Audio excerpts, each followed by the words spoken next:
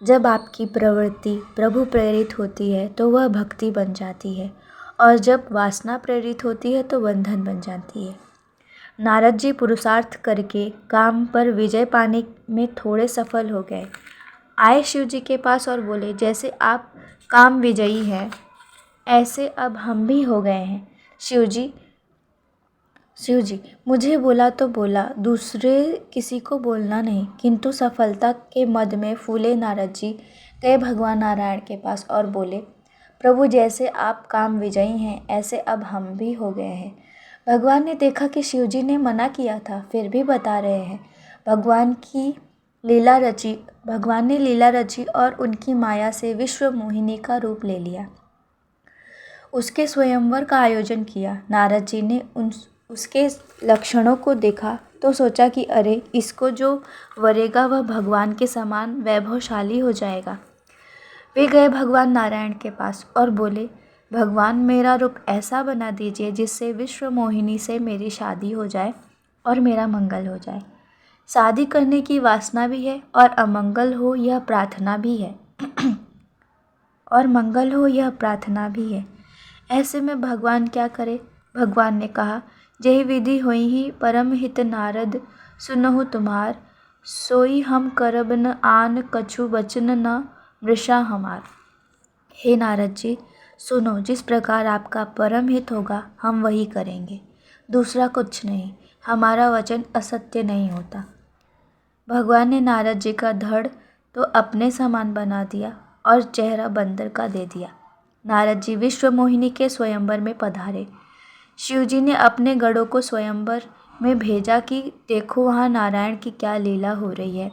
शिव जी के गण ब्राह्मण के रूप में स्वयंवर में पहुँचे और जहाँ नारद जी बैठे थे वहाँ उनके दाईं तथा बाईं और एक एक गण बैठ गए। नारद जी ने सोचा, अब इतने सारे युवक क्यों बैठे हैं? जब मैं भगवान का वरदान लेकर इतना खूबसूरत हो गया हूँ तो विश्व मोहिनी मुझे ही हार पहनाएगी।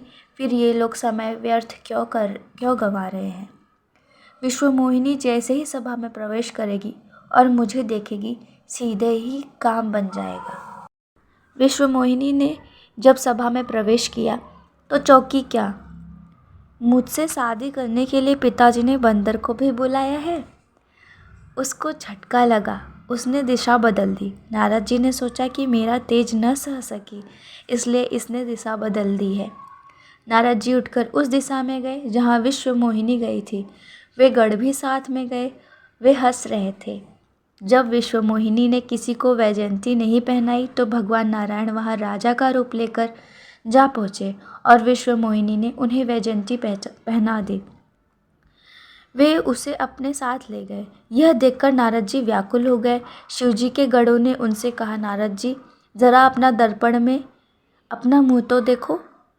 बंदर का सा मुंह देखकर नारद जी कोपायमान हो गए और भगवान नारायण के पास जाकर बोले, अच्छा, आपने मेरे साथ ऐसा किया और मेरी होने वाली पत्नी को आप ले गए, तो आपकी पत्नी को भी कोई ले जाएगा। मैं आपको श्राप देता हूँ। जब भगवान ने नारद जी को समझाया कि नारद जी, आपको काम विजय का अहंग हो गया था, इसलिए मुझे यह सब रचना पड़ा। बाकी देखो, वह नगरी भी नहीं है और विश्व मोहिनी भी नहीं है, यह केवल मेरी माया का खेल था।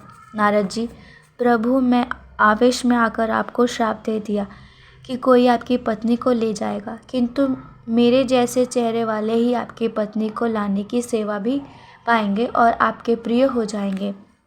नारद जी, ऐसा ही होगा। मैं भक्तन को दास।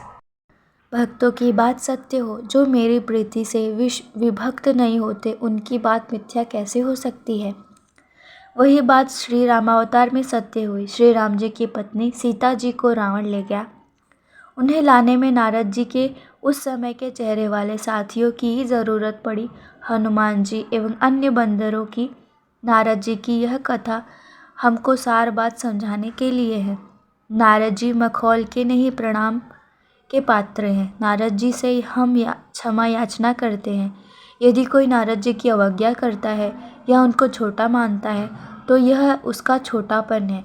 इन महापुरुषों ने अपने इस जीवन प्रसंग द्वारा यह दिखा दिया कि आपको अपने किसी भी सफलता का अहंग है तो भगवान क्या करते हैं देखो। भगवान लीला करके भी हम लोगों को सावधान करते हैं कि सफलता मिले तब भी जहाँ से साफल्य हेतु सत्ता मिलती है उस अंतरात्मा में गोता मारो। विफलता आए तो उसी को पुकारो कि तू मेरी बुद्धि में सत्य भर दे। हमारे हित के लिए तू न जाने क्या क्या लीलाएं रचता है, कैसे कैसे अवतार लेता है, संतों के हृदय में बैठकर कैसी कैसी प्रेरणाएं देता है, अथवा हमें रोकता टोकता है और हमारे हृदय में भी कैसी कैसी प्रोत्साहन भरता है। प्रभु तेरी जय हो। ओम शांति शांति शांति।